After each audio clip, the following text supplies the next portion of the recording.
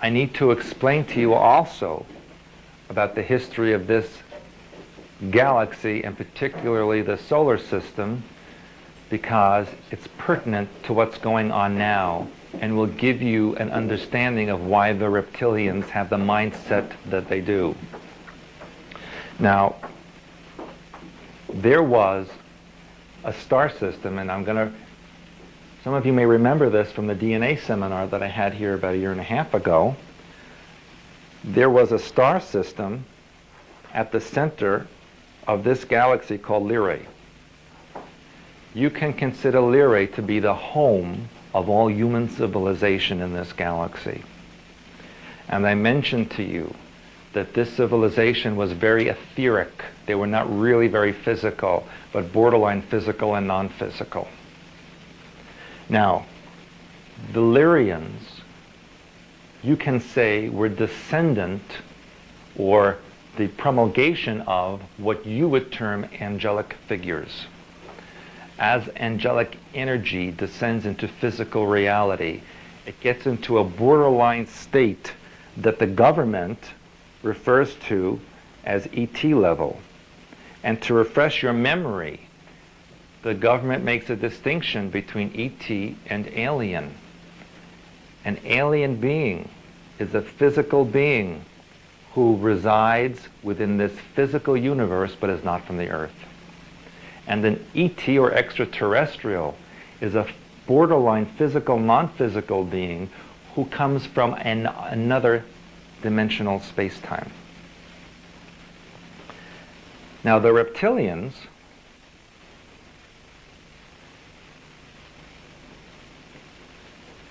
as I mentioned, were not from this galaxy. They appeared in a star system known as Draconis, or Draco. It's commonly referred to as Draco. Originally, I had told you that nobody knew who created them. It was a mystery. But now I can tell you, and I have told you just before, that they were created by what I call the clear people or transparent people.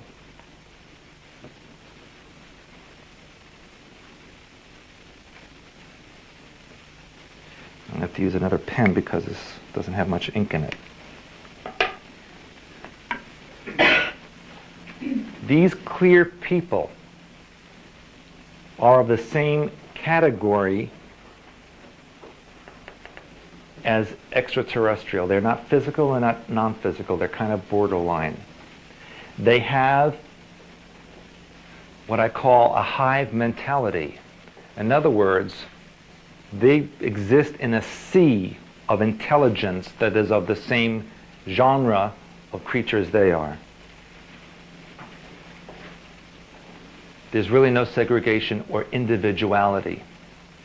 However, this sea of intelligence is very intelligent, and it has dissociated itself somewhat from what you would call God mind, or the universal, inter-universal energy that pervades all things, without which nothing else could exist. And in fact, if you want to judge them as evil or bad, I don't use terminology like that. I used to, but not anymore. Because I've come to learn that there really is no good or bad or evil or positive, negative. It's just intelligence. And everything is a flip side to the other thing. People ask me, do you believe in God? Yes, I believe in God. Nothing exists without it. And then people ask me, do I believe in religion? And I say no, because I know that all religions were created for mind control purposes. God does not have a religion. So when you ask me what religion am I say whatever God is. That's the religion I am.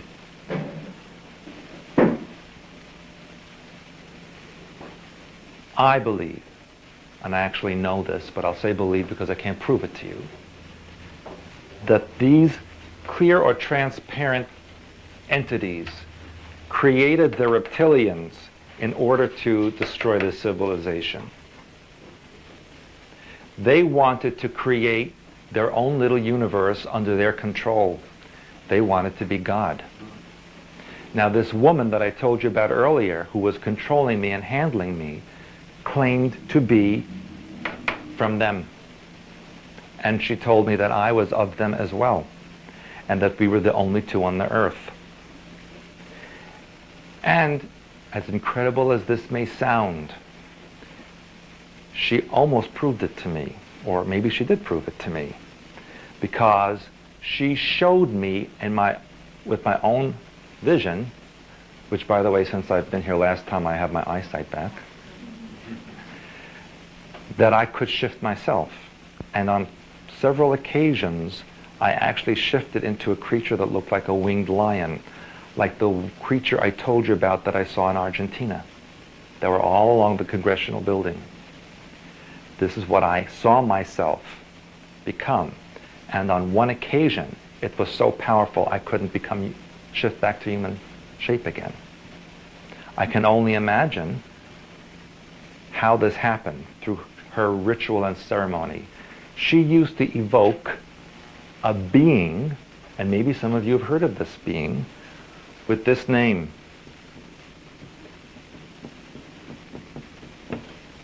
Abraxas. Have any of you heard of that before?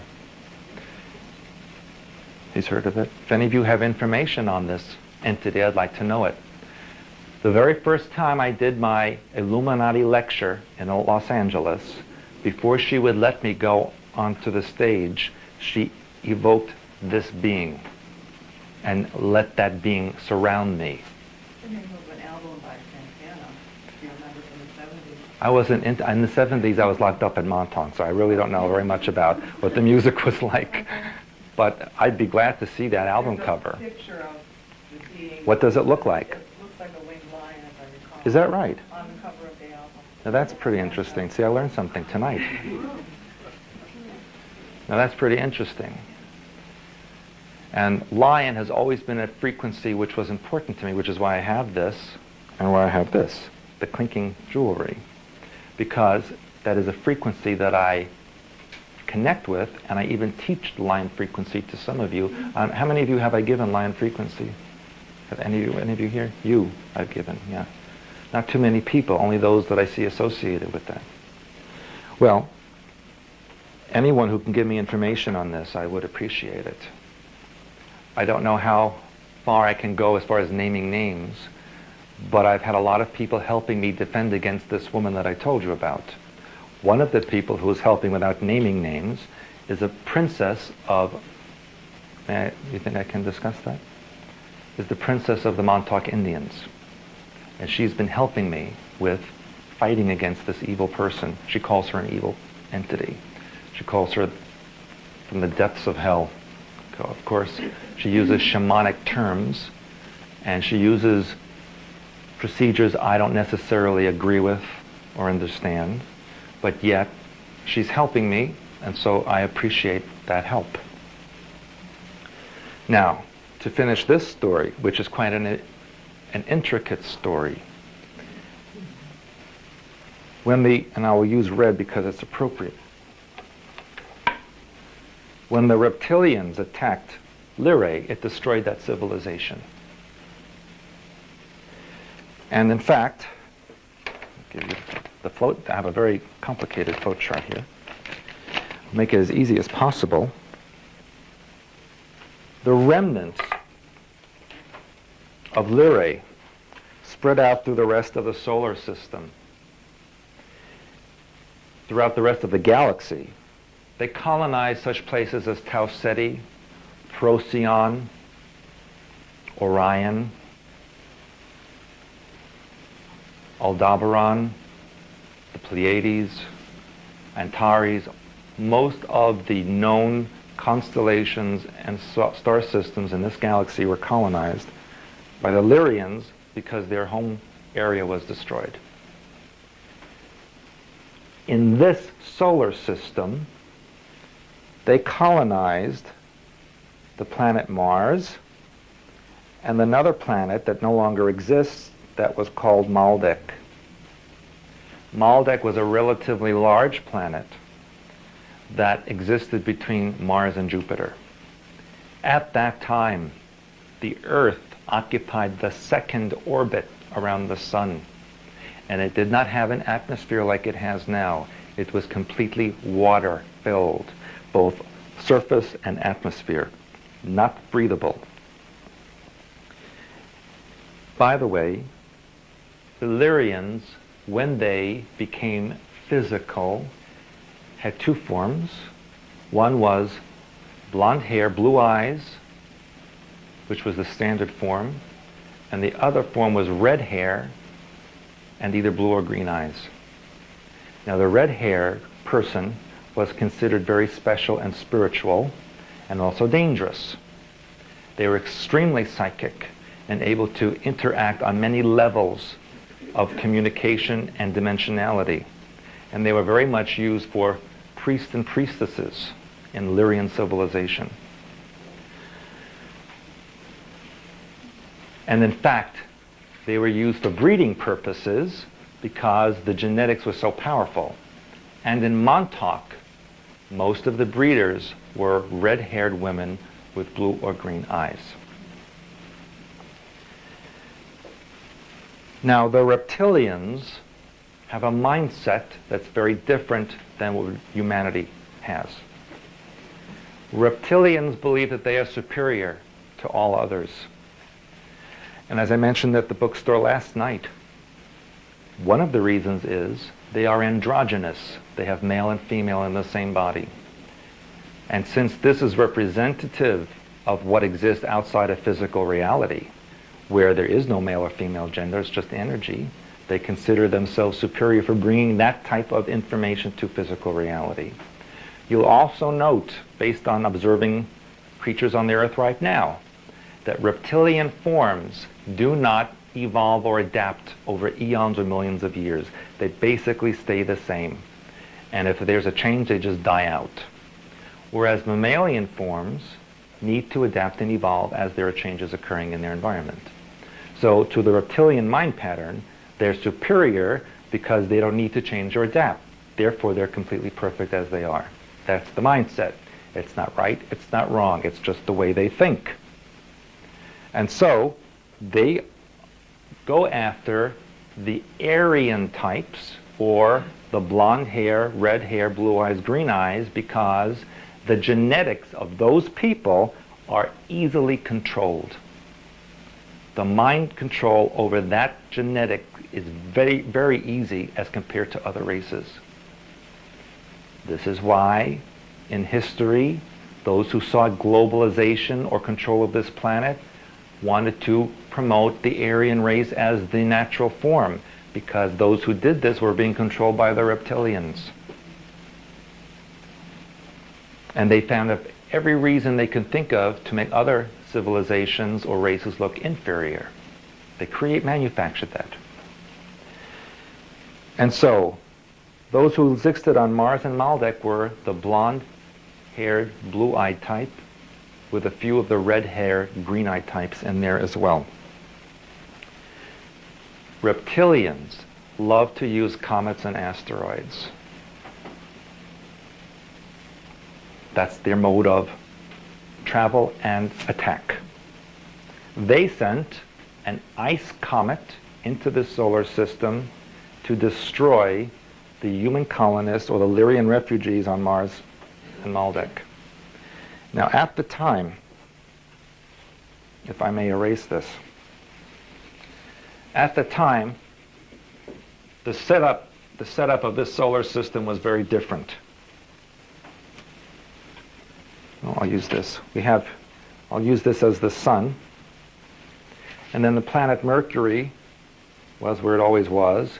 Then there was the Earth, which, as I said, was a water planet totally. Then there was Mars, which had an Earth-like atmosphere and environment. Then there was, I'm not an artist, but there was Maldek. Then there was Jupiter, Saturn,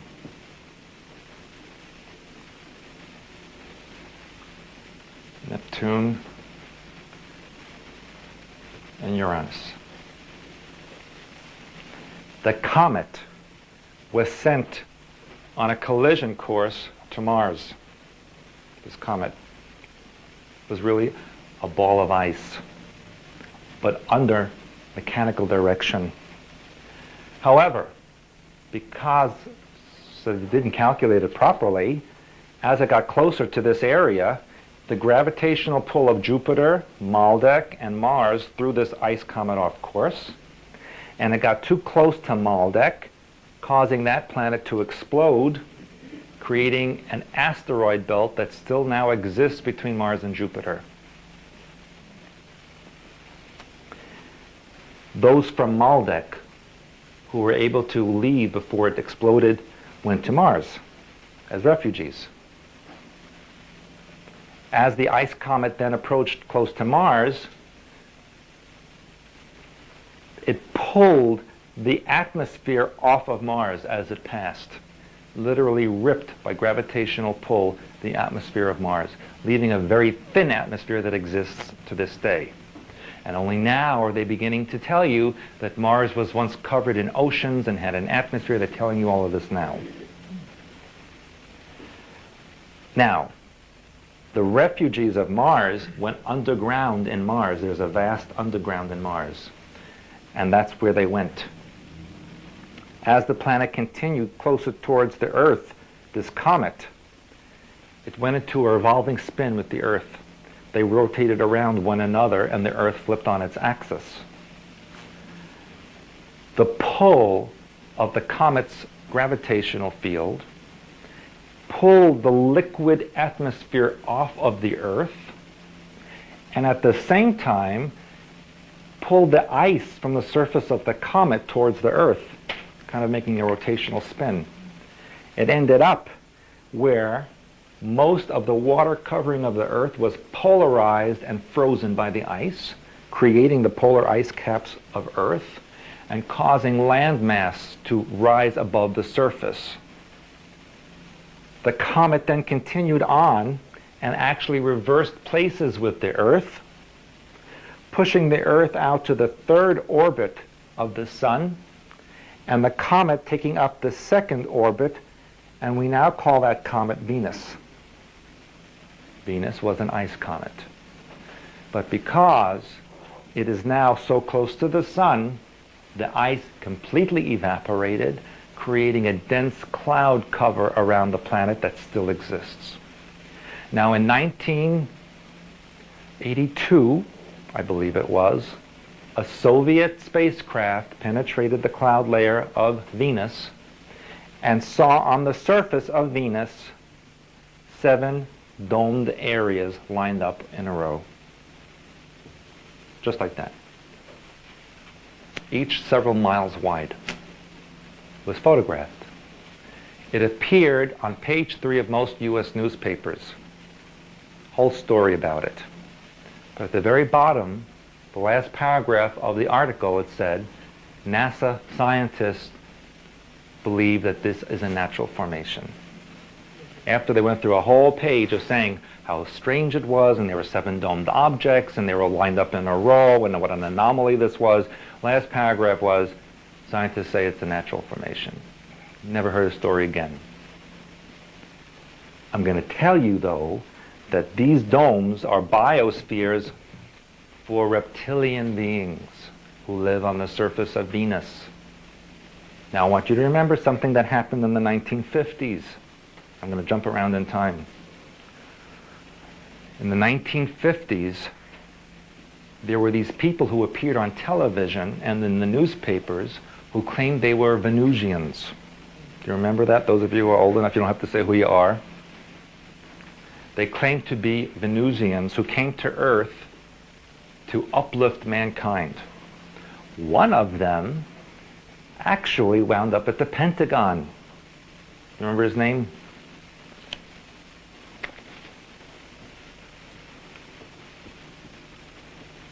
That's what he called himself, Val Thor. He claimed that he had a spaceship that landed in the Mojave Desert and that it was hidden and that he was a human type who had come from a civilization on Venus to help mankind, and that there are many like him on the planet. Now, just so that you know, the Illuminati like to present things as the opposite of what they are. What is Venus known as in mythology? Love. Okay? So if you're from Venus, what does that mean? You're full of love and peace, right? Okay? Now do the opposite of that. They're reptilian. Okay? They aren't capable of the emotion of love because they don't have that within them. They're androgynous beings. And so, Val Thor actually was taken to the Pentagon and supposedly exists there to this very day.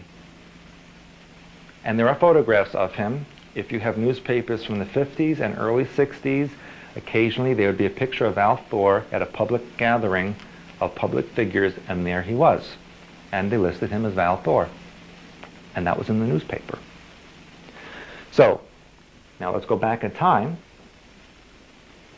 Earth was now colonizable because it now had land mass and the water was ripped out of the atmosphere, leaving an oxygen-rich environment.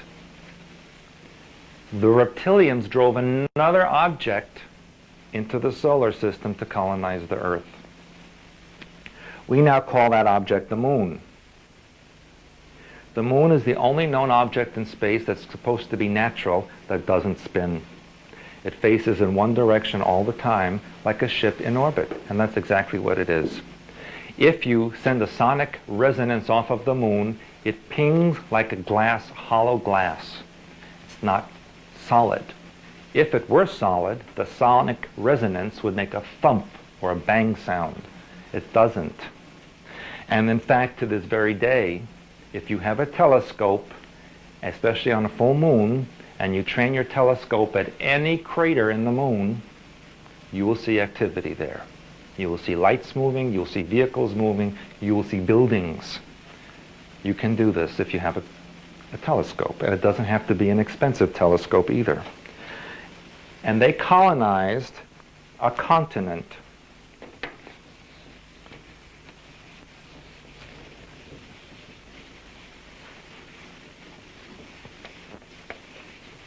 And there were two main continents at the time.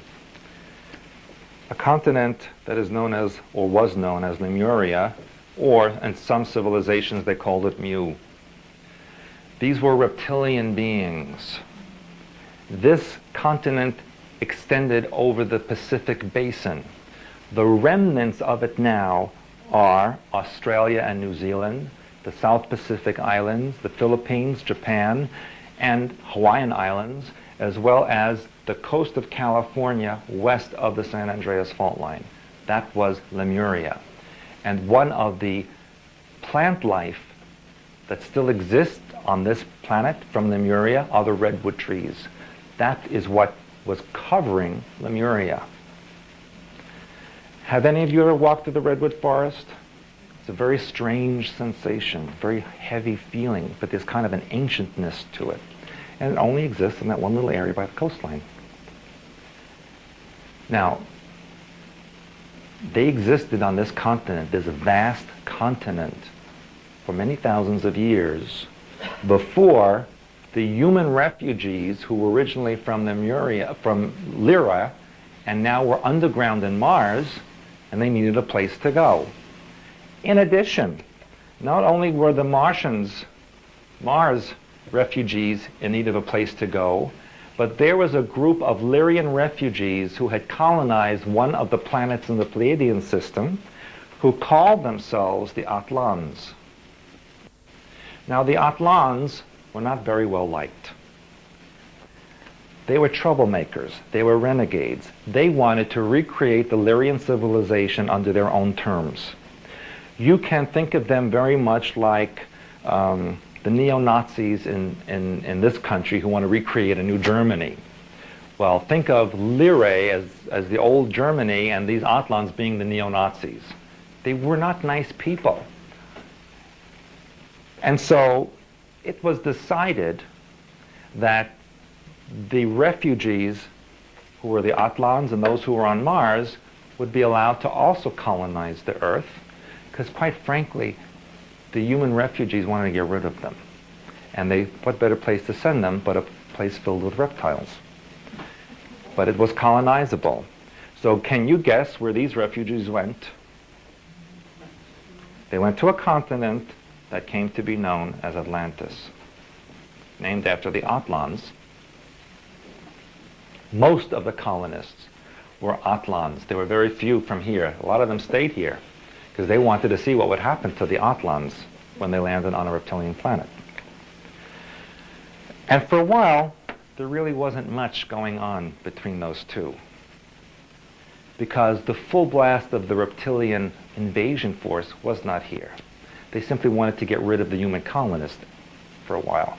Understand that the reptilian mind, as far as the agenda of conquering, is insidious. They don't think like human beings. Where human beings want to attack a country, they'll attack and take it over. Not the reptilians. They have eons of time because they don't change, they don't evolve, they're always the same. So they just slowly move where they have to go, like cancer, till they finally get the whole thing. That's what they're like. Now,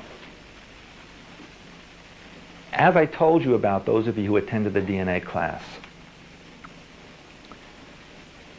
mammalian life forms, or human life forms, mind pattern projects out animal and insect and plant life that is representative of the group mind pattern of the intelligent species.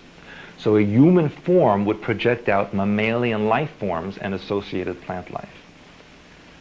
What do you think an intelligent reptilian form would send out as animal-like creatures to occupy its world? Snakes, but in those days, dinosaurs. And there were many dinosaurs on the earth at that time. They were, for all intents and purposes, the domesticated animals of the reptilians. And that was a problem for the Atlanteans because these creatures were tremendously large. And they wouldn't keep their pets fenced up. Okay? So there was conflict between the two of them, and there were battles between the two of them. And the Martians, being so smart, waited for all of this, because they were going to see what happened with the Atlanteans. Ultimately, Lemuria was attacked and sunk. The whole thing sank beneath the ocean, which we now know today as the Pacific Ocean. That left Atlantis as number one on the planet. And they started colonizing other areas as well. One of the places that they were looking to colonize was in what we now call Central Asia. But because they already had an entire continent to themselves, it was decided that the refugees from Maldek and Mars be allowed to colonize that area. And they colonized an area that we knew as Sumer, or the Sumerian civilization. It was colonized by the Martians. These were blonde-haired, blue-eyed people. If you put a blonde-haired, blue-eyed person in a deprivation tank where there is no external forces influencing the body, and all that's left is the natural biorhythm, the natural day for that person is 26 hours. That is the daytime length of the planet Mars. There's an exact match to blonde-haired, blue-eyed people biorhythm to the planet Mars. No other race has that category. Most other races on the Earth have a 24-hour biorhythm. Well, at the same time, there was trouble going on in Atlantis as well, because there was infighting among all of these people, and there was also the influx of another civilization from the star system called Sirius A, which I spoke to you about in the last time I did a seminar here.